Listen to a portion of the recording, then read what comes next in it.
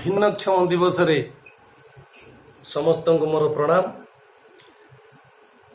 किछि आध्यात्मिक भौगोलिक आधार रे यही कथावाचन मु करिवि जहाँकि मानसिक अनग्रसर विश्वर जो पालन करा जाउछि आज ए दिवस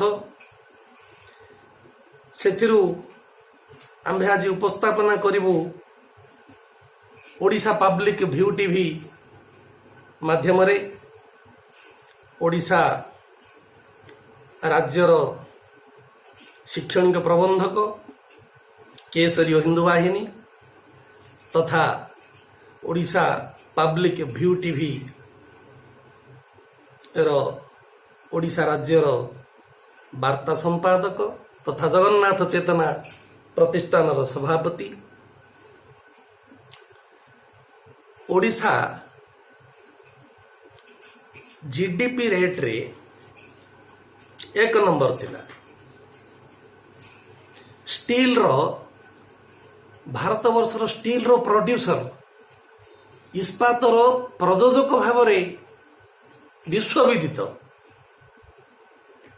2020 मसीह आमर सी फूड जोटा कि सामुद्रिक खाद्य खाद्य प्रक्रियाकरण शिल्प आरंभ होइथिला। से मध्य रे सी फूड रो माध्यम रे मध्य विदेश पुंजी आमर आसुची आ 2024 मसीहा को ताहा पुनर्बार बहुत बढ़िया पाई मध्य चिंता करा जाइछि।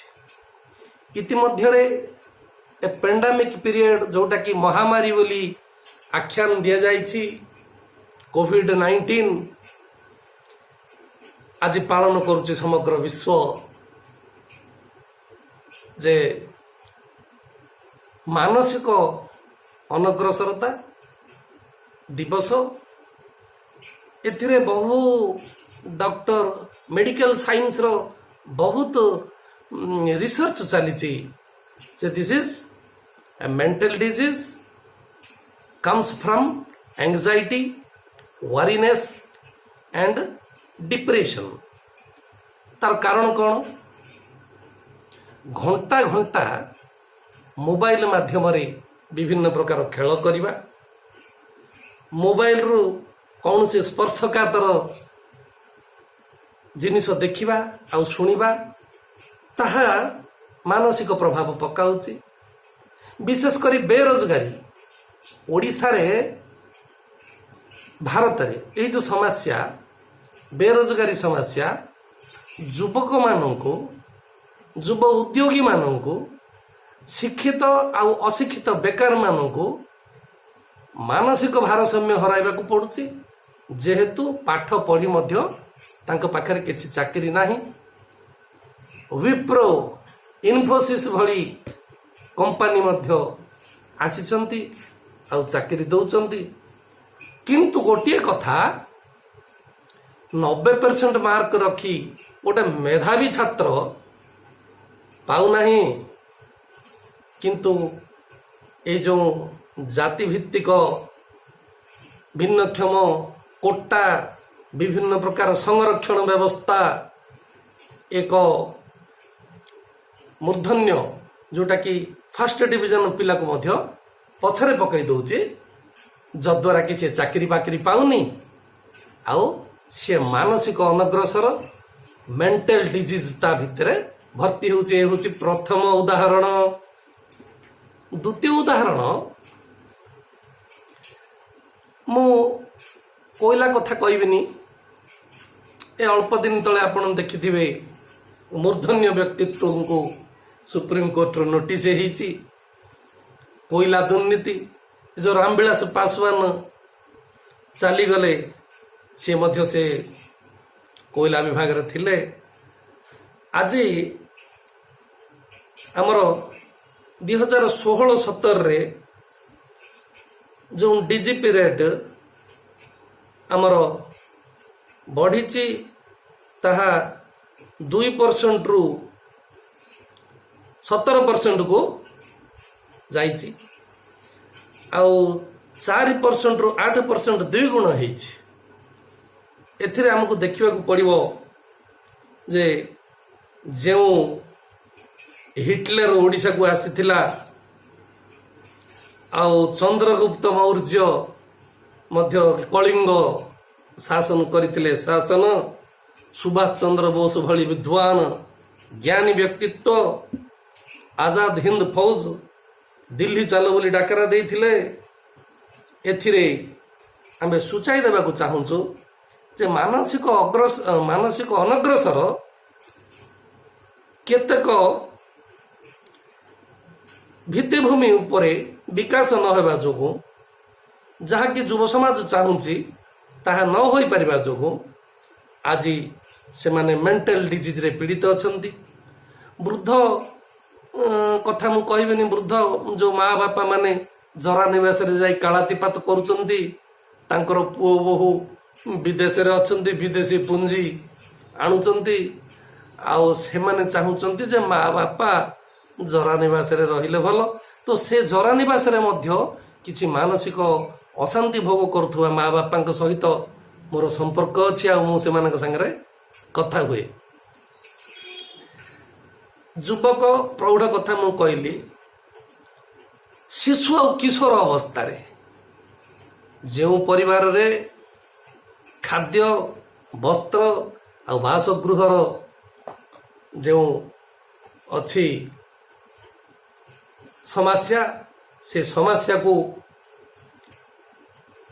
ଟକଲ ନ କରିପାରିକିରି ଯେଉଁ ପ୍ରତିଦ୍ୱନ୍ଦିତା ଚାଲିଛି ଭାରତ ବର୍ଷରେ, ସେ ପ୍ରତିଦ୍ୱନ୍ଦିତାର ସମ୍ମୁଖୀନ ନ ହୋଇ ଗୋଟିଏ ଯୁବକ ଯୁବତୀ କିଶୋର ଅବସ୍ଥାରୁ ମାନସିକ ଭାରସାମ୍ୟ ହରାଇବାର ଅନେକ କାରଣ ଅଛି, ବହୁତ ଉଦାହରଣ ଅଛି।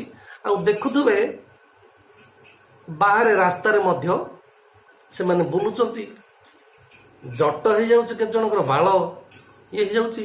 ଏ ବ୍ରହ୍ମପୁରରେ ମୁଁ ଦେଖୁଥିଲି ସେଭଳିଆ କିଛି ମାନସିକ ବିକୃତି, ମାନସିକ ଅବସାଦର ଯେଉଁମାନେ ଅଛନ୍ତି ସେମାନଙ୍କୁ ଶକ୍ତିଧର ରାଜଗୁରୁ ବରିଷ୍ଠ ସାମ୍ବାଦିକ ସିଏ ତାଙ୍କୁ କିଛି ବ୍ୟବସ୍ଥା କରୁଛନ୍ତି, ଆଉ ତାକୁ ହସ୍ପିଟାଲରେ ଭର୍ତ୍ତି କରି ତାର ସେବା ଶୁଶ୍ରୂଷା। ବହୁତ ସ୍ୱେଚ୍ଛାସେବୀ ସଂଗଠନ, ବହୁତ ବଡ଼ ବଡ଼ ଅନୁଷ୍ଠାନ ମଧ୍ୟ ଅଛି। ଅନୁଷ୍ଠାନ ବଢ଼ିଲେ କ'ଣ ହେବ? ମୁଖ୍ୟ ସ୍ରୋତକୁ ଆସିବାକୁ ପଡ଼ିବ। ମାନସିକ ଅଗ୍ରସରଟା ଏକ ରୋଗ ନୁହେଁ, ଏହା ଅନିଦ୍ରା, ମାଇଗ୍ରେନ୍, ଯାହାକି ଗୋଟିଏ ଜିନିଷ ଭାବି ଭାବି ଗୋଟେ ଲୋକ, ଗୋଟେ ଯୁବକ, ଗୋଟେ ଯୁବତୀ ବୈବାହିକ ସମସ୍ୟା, ପାରିବାରିକ ସମସ୍ୟା, ଜମିବାଡ଼ି ସମସ୍ୟା, ଅର୍ଥନୈତିକ ସମସ୍ୟା, ଶିକ୍ଷାର ସମସ୍ୟା ଅନ୍ୟତମ, ଯେଉଁଟାକି ମୁଁ ଉଦାହରଣ ଦେଲି। ପୁନର୍ବାର ମୁଁ ଏଠାରେ ସୂଚାଇ ଦେବାକୁ ଚାହେଁ, ବିଭିନ୍ନ ପ୍ରକାର ଔଷଧ ଅଛି। ପାତାଳ ଗରୁଡ଼, ଏଥର ମୁଁ ସ୍ୱାସ୍ଥ୍ୟ ନେଚୁରୋପାଥି ଉପରେ କହିବି।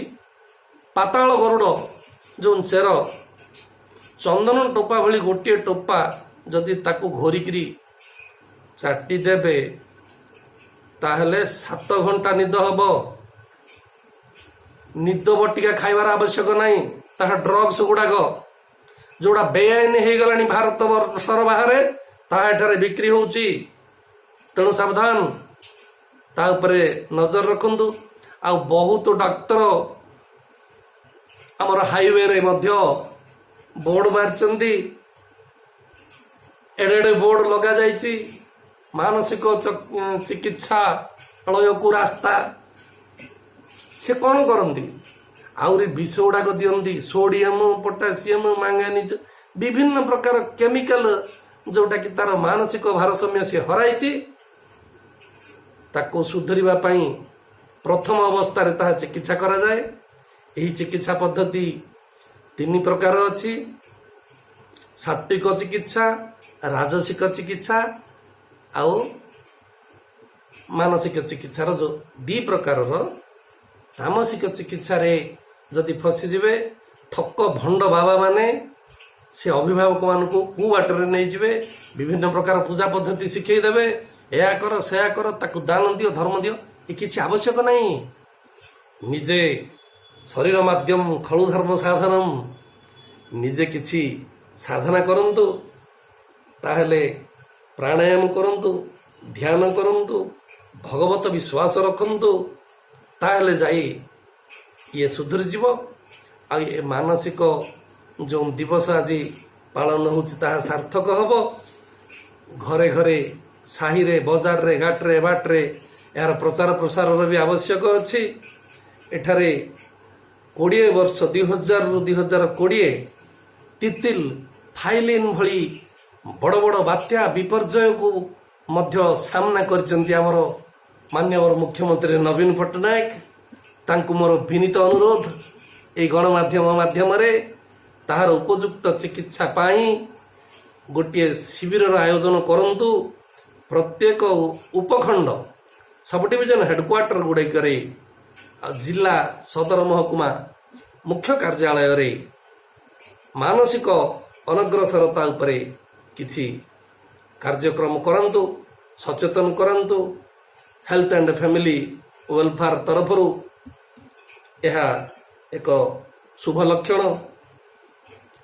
10,000 2013ରେ ଯେଉଁ ସାଇକ୍ଲୋନ ହେଲା, ସେ ସାଇକ୍ଲୋନରେ ସେ ବହୁତ ସାମ୍ନା କରିଥିଲେ, ତେଣୁ ସେ ପ୍ରାଇଜ୍ ମଧ୍ୟ ପାଇଛନ୍ତି। ଆଉ ଆଜିର ଏଇ ଯେଉଁ $243 କମାଉଛି ଆଇରନ୍ ଓର୍, ଲୌହ ଆଉ ଇସ୍ପାତ, ଏ ଶିଳ୍ପ ଗୁଡ଼ିକ ଯେଉଁ ସ୍ୱପ୍ନ ଥିଲା ବିଜୁ ବାବୁଙ୍କର, ଗଞ୍ଜାମ ଜିଲ୍ଲାକୁ ଅଧିକ ପ୍ରାଧାନ୍ୟ ଦିଆଯିବ ବୋଲି ସେ ସବୁବେଳେ କହୁଥିଲେ, ତାହାକୁ ସେ ପାଥେୟ କରି କାର୍ଯ୍ୟକ୍ରମ ଆରମ୍ଭ କରନ୍ତୁ। ତାହେଲେ ଆଜିର ଦିନ ଶୁଭ ଦିନ ହେବ, ଶୁଭମୟ ହେବ। ଆଉ ଏଇ ଦିବସ ଯେଉଁ କି ମାନସିକ ଅନଗ୍ରସର ଦିବସ, ତାହା ପାଳନର ଯଥାର୍ଥତା ରହିବ। ଜୟ ଜଗନ୍ନାଥ। ଏଇ ଟକ୍ଟି ଯଦି ଆପଣମାନଙ୍କୁ ଭଲ ଲାଗିଲା ତାହେଲେ ନିଶ୍ଚିତ ଭାବରେ ଲାଇକ୍ କରିବେ, ସେୟାର କରିବେ ଆଉ ସବସ୍କ୍ରାଇବ୍ କରିବେ।